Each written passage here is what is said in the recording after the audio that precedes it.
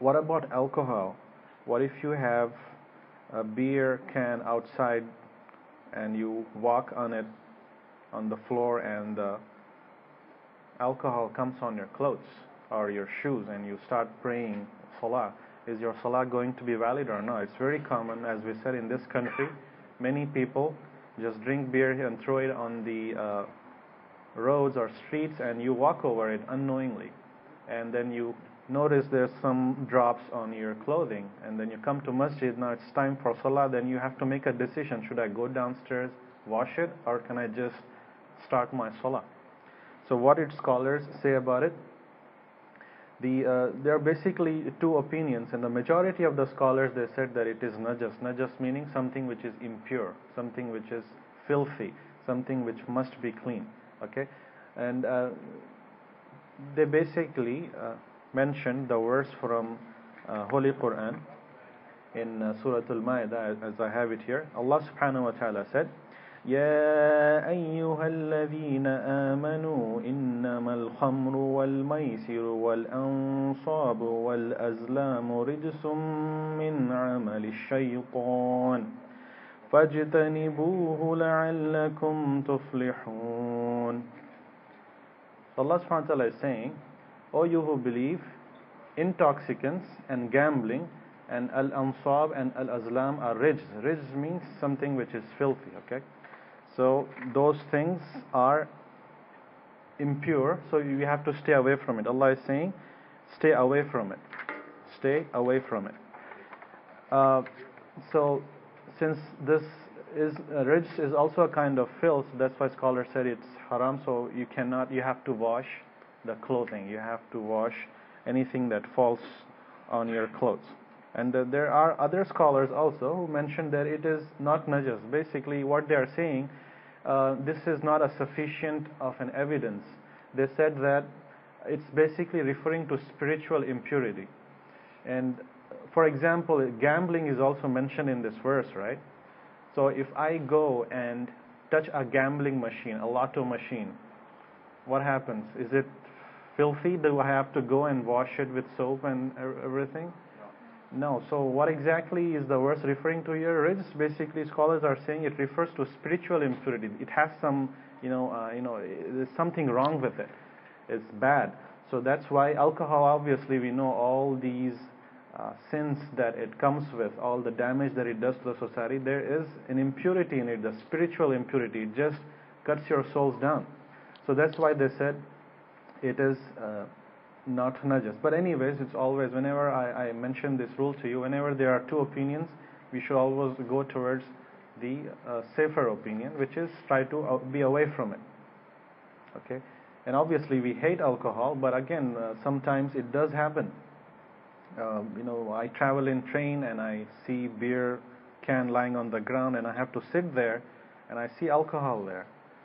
So it's disgusting, but at the same time, I have to make decisions. I have to pray sometimes, and I don't have access to a lot of water. So what do I do? So things like that. So if it's easy for you, you should go and wash your clothes with that. The perfume that we use, that also has alcohol. They say, can we use that or not? So here we have to do some, research. Actually, it's not even a research. The perfume that comes in the market, it is not alcohol in the sense, it's not khamr, okay? The alcohol that is haram for us is what? The ethyl alcohol. That's the one that is haram. The khamr, which is haram, is anything that intoxicates you, okay? That's khamr, by definition, is something that intoxicates you. The one that is there in perfumes, it's either isopropyl alcohol or denatured alcohol. So if you drink it, do you get intoxicated by those alcohols? No, you don't get intoxicated. Those are, actually you die because of it before you get intoxicated even. So it's a different category, okay? So if you have poison and you put on it, consuming poison is haram, right? But putting on your hand it's okay, not a problem, okay? Same thing with methanol or anything that doesn't intoxicate you. Maybe large quantities does, but the one that comes in the market, it does not intoxicate you. Beer, of course, beer intoxicates you, and if you put on yourself, it is najas, according to those scholars. But these things that we buy, shampoo and perfumes, it's not that alcohol. The reason why I say is that because the actual kamar, actual alcohol that is haram, that is expensive. People don't use that for the products. Otherwise, products rate will go high. So they use like denatured alcohol or something that is cheaper, because government actually puts a lot of taxes on ethyl alcohol or the beer or those kind of things. So people, manufacturers don't put the real alcohol in them. So it is okay, it's not a problem. Like pigeons, birds, or anything like this happens when we are, for example, outside praying, read salah, right? And you're praying and something falls on your head or on your clothes, like a pigeon excretion or something. Now what do you need to do? Do you, like, if you're in your salah, do you break your salah and then clean it and make wudu and then come back, or you just continue your salah? Is it najas or not? Is it filthy or not? So what did scholars say about it? So the scholars mention that you have to find out what kind of animal that is. Okay?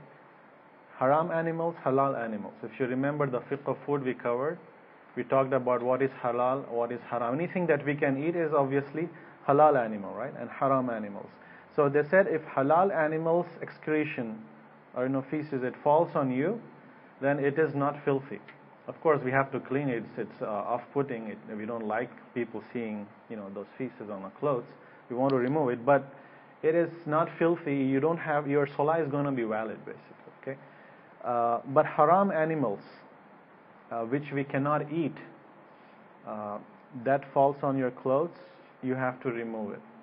Okay. And if you have clothing on it with those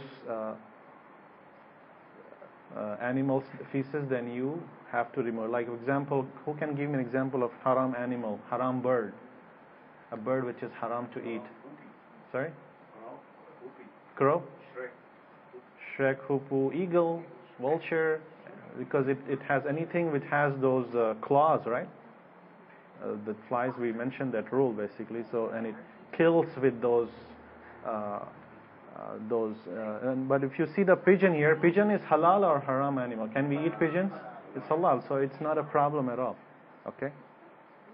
So same thing. It's just not the birds. It's the same case for all animals itself. So sheep. All right, the sheep. Sheep is halal, and so its urine, right? It's not najas.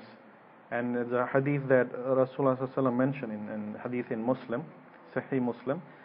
So someone asked him, can we pray in the sheep pens? Where the sheep they stay. Can we go and pray there? So Rasulullah ﷺ, he said that yes, pray in them, for they are a blessing. They are a blessing.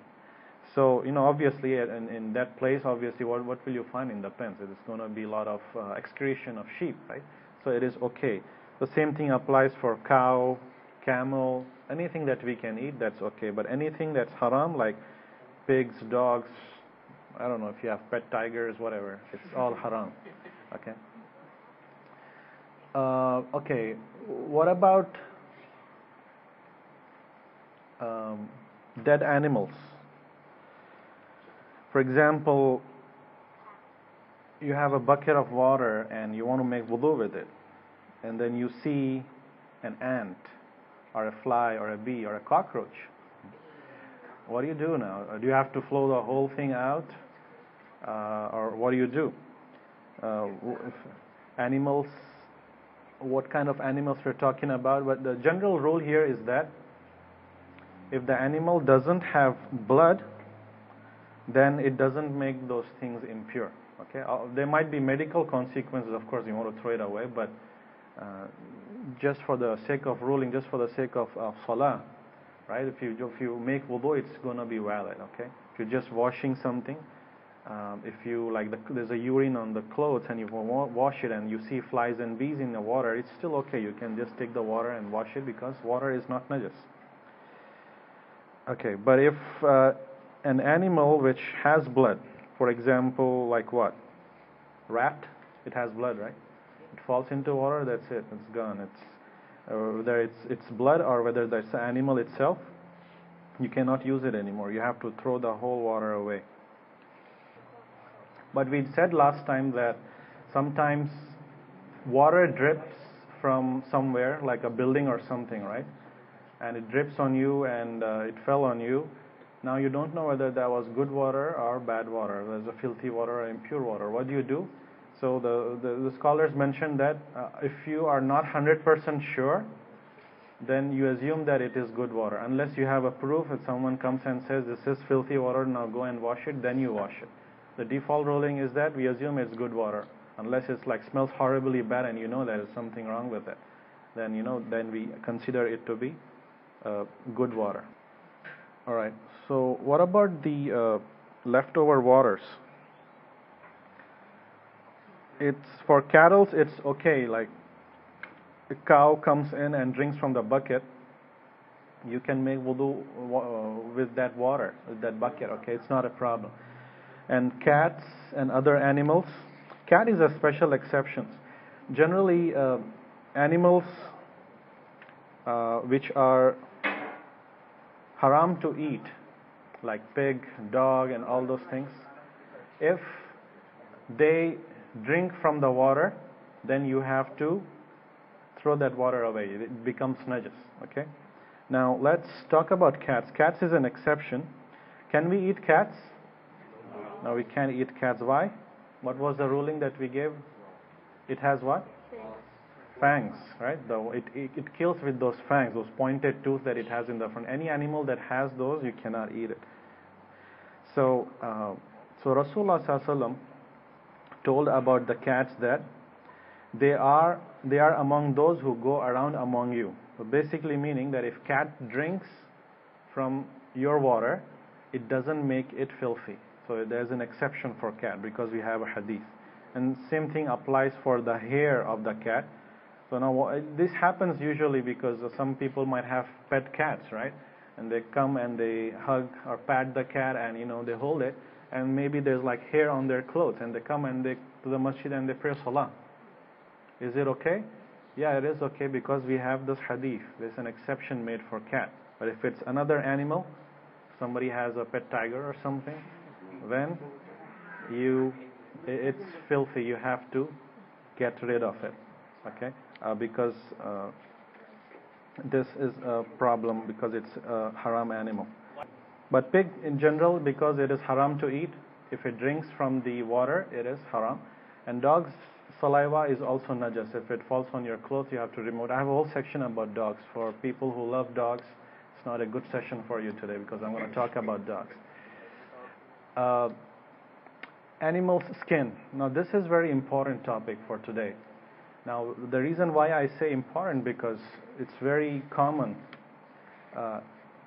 We go and buy belts, buy leather jackets. It's made of skin. So A lot of them are pigs. yeah, so what do we do? Like, how do we determine what kind of leather, what kind of skin is haram, what kind of leather is not haram? So what about a goat's leather or a cow's leather?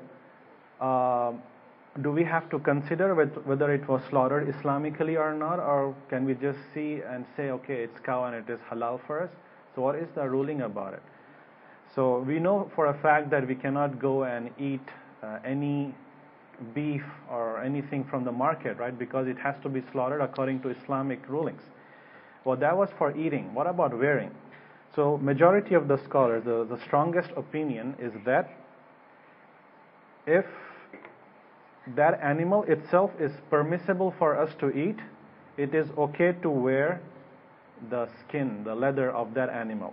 We don't have to find out whether it was slaughtered Islamically or not, because this is for wearing. We're not eating it. For eating, yeah, we have to find out whether it was slaughtered Islamically or not. But in this case, you don't have to. But if it's a haram animal, if somebody says, brother, this is pig's skin, so you say, okay, I don't wear pig leather. But he says, I said Bismillah Allahu Akbar while slaughtering it, so it's halal. What do you say? No, it's not. No matter if it's slaughtered Islamically or not, you cannot use that skin because it is a haram animal. We don't ask the slaughtering question for these animals. So, tanned and untanned skin. So basically, what this one is that tanned skin is basically a skin that is dried. You take a skin and you process it. You clean it and then dry it in the open air, so that becomes tanned. It's called tanning process. So tanned skin is what is halal all the time for halal animals. And untanned skin, well, nobody uses untanned skin. But just in case, if a goat's or a cow's leather falls on your clothes, can you pray with that skin on top of you?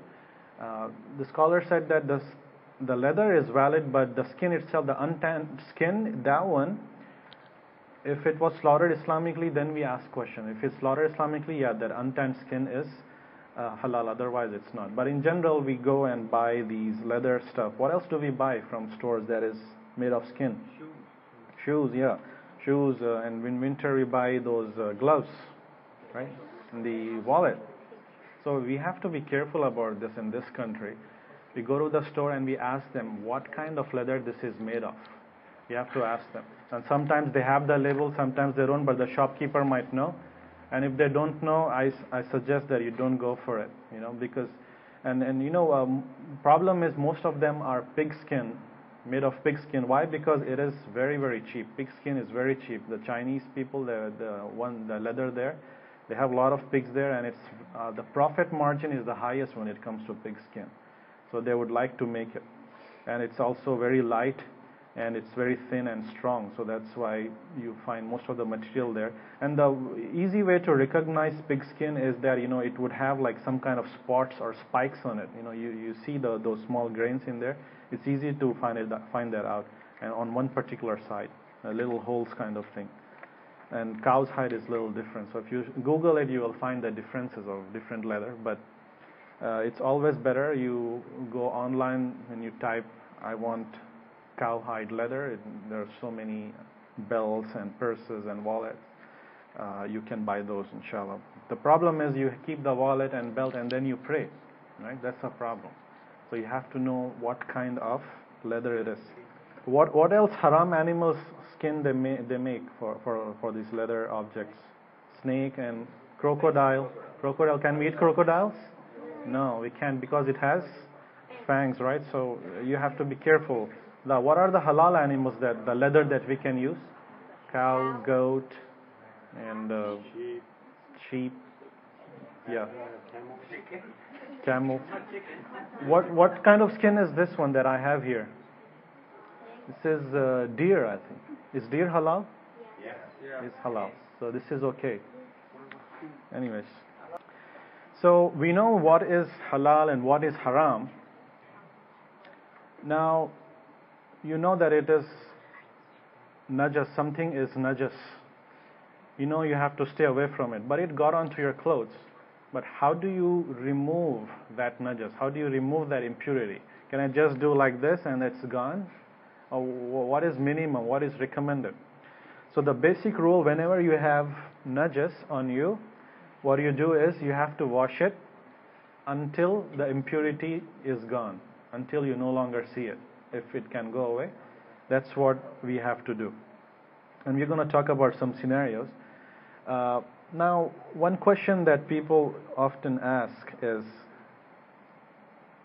what about the water that comes from sewage recycle? Like what they take the sewage water, run through chemical plants, and pure water comes out of it. Okay, is that it might come even from our tap water, so in some places. So is it okay or not? Is sewage water itself, is it najas? Yes, of course it is. It comes from the bathrooms, right, and it gets collected.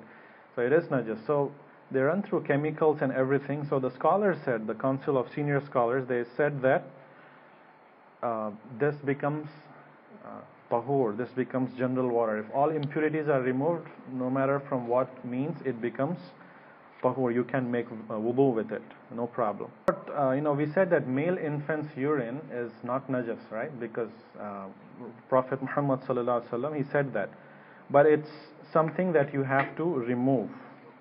Something you have to remove. And also the runny nose, if it falls, and sperm or halal animal excretion, it's something you have to take it away, because these things are not najas, but it's something off-putting, so you have to remove it. So now another point is, what do we need to clean it with, right? With water, obviously we clean it, but what about if I use a chemical agent? What if I give my clothes to dry cleaning, right? If I have urine on my shirt and I tell them dry clean this, they're not going to wash it with water, they're going to dry clean it. They might use steam or something and clean all impurities. Can I do that, or is it compulsory to wash with water? So the scholars like Ibn Uthaymin rahmatullah, he said that as long as impurities can be removed and it can be confirmed, it is okay. The najasa can be removed, no matter what agent you use, whether it's chemical or vinegar or anything that is known to remove, then it is okay. But when it comes to making wudu, the rules are very strict. Okay, so can you make wudu with vinegar? No, you can't make, because it is not tahur, it is tahir. It is pure, but it doesn't purify you. So it can be used to clean impurities, but it cannot make you reach the level of spiritual purification, right? The state of purity. Okay, sometimes what happens, like we said, like a lot of blood, if it comes out of your body, it gets on your clothes, and we said a lot of blood is najas. Now we clean it, we wash it 3 times, 4 times, and you still see the stains of blood. Can we wear that shirt and pray salah? So the scholars said that if the najas, if the impurity itself went away, but if they are just stains, then it is okay. Okay, because you did your due diligence to clean it, and now the stains will not go unless you use some chemicals or something. So that is okay, it's not a problem.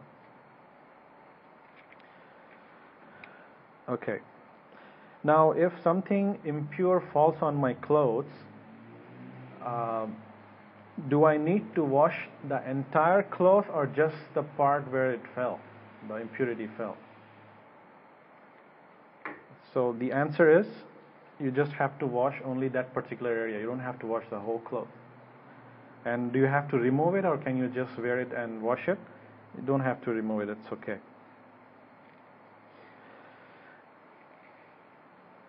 Okay. So, and sometimes you step on something and you don't know if it's filthy or not. Okay? What do? So the general rule here is that you have to ask yourself, are you 100% sure that this is a filthy thing? If you're not 100% sure, then we assume that it is good. Okay? That's the general ruling in everything. The usul al-fiqh principle that scholars use here is that certainty overcomes doubt.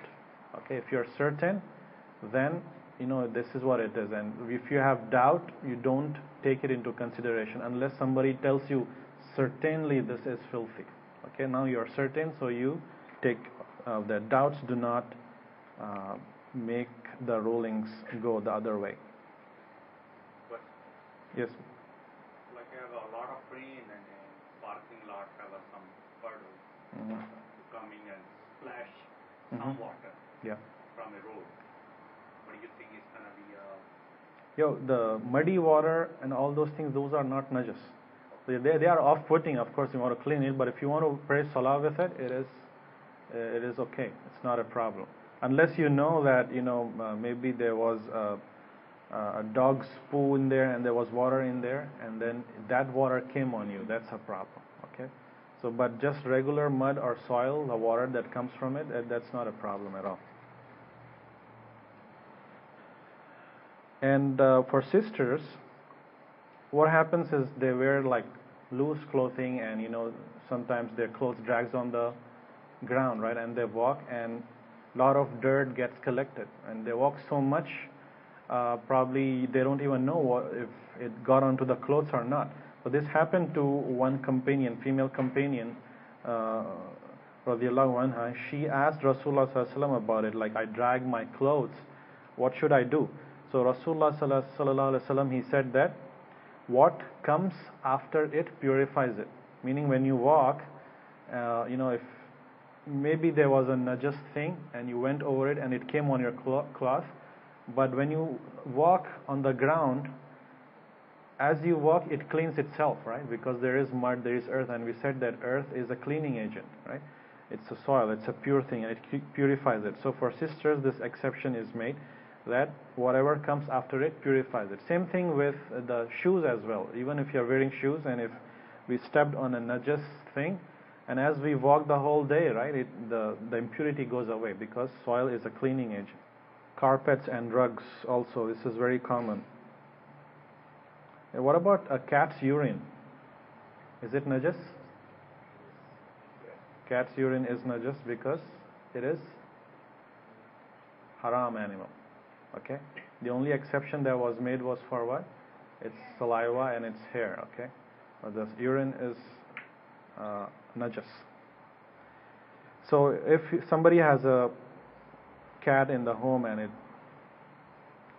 its urine is found on the carpet, what do? Just spray water, or how do we wash it? You have to pour enough water there and you have to get that whole urine out. You don't have to like cut the carpet or anything, right? Whatever you can do, you can just, some people go that way. You just have to shampoo it, maybe if it's too much, but if you just take regular soap and water and clean it, it should be okay, or any chemical agent for that matter. Male infant, how do we clean the urine of a male infant? So what did Rasulullah sallallahu alaihi wasallam do? He, one time there was this sahabi, the female companion, she gave her son to Prophet sallallahu alaihi wasallam, and that boy, that infant, he urinated in the lap of Rasulullah sallallahu alaihi wasallam. So what he did, he called for some water and he just wiped over that urine and he prayed with that. So he did not wash it. Why? Because it is not najas, male infant. So this is how you wash it. But for female's urine, you have to take your shirt out and wash it completely, because that's the exception that was made by Rasulullah sallallahu alaihi wasallam. Why did he do so? We do not have the reason. Maybe there is a medical explanation, but till now we do not have it. Maybe later on, inshallah, we will know. But we just follow Rasulullah sallallahu alaihi wasallam. So he said, sprinkle the urine of a boy and wash the urine of a girl. What if I do not sprinkle even? Is my salah going to be valid? Yes, it's going to be valid because it is not najas, it's not impure. Okay? For the boys, that is. And what about the utensils? Same thing, clean it as much as you can. One time they were cooking domesticated donkey. They was going in a war and they couldn't find anything to eat, so they slaughtered domesticated donkey and they ate it. Then, as you know, we discussed about the domesticated donkeys, you cannot eat them, it's haram. So when Rasulullah ﷺ saw that, he said to empty it and break the pots. Empty it and break the pots, because it is not allowed to eat, and the vessels, the pots itself, you have to clean them. And so the Sahabi asked, do you have to break it or can we just wash it? So he said that, okay, or that, if you want to do that, it's okay. So basically meaning, the point here is that anything that we are not allowed to eat, it becomes impure, so you have to clean the pots or vessels itself. So the pig related impurity. So dog and pig, dog I'm going to talk detailedly about it in the section next to this, but pig is also an animal which is very highly impure. So do we have to wash 7 times for pig? No, we don't have to. It's particular to dogs. So just like regular impurity, you just do it once and it will be sufficient. Is washing machine good enough to clean najas? Or do you have to clean it before you put in the washing machine? So the scholar said that the number of cycles in the washing machine, it is good enough. It will clean away the impurity unless you see very apparent impurity in there. It's just good enough. You don't have to do extra work to clean impurities from the clothing. It should be enough. So, and also remember that impurities get transferred only if it is in a liquid form. There is if there is a urine here on the carpet, I know like maybe a boy did the urine like maybe a week ago and the marks are still there, stains are still there. Can I pray at that point? And what if I step on it? Do I have to go down and clean my feet? So the scholar said that impurity gets transferred if it is liquid.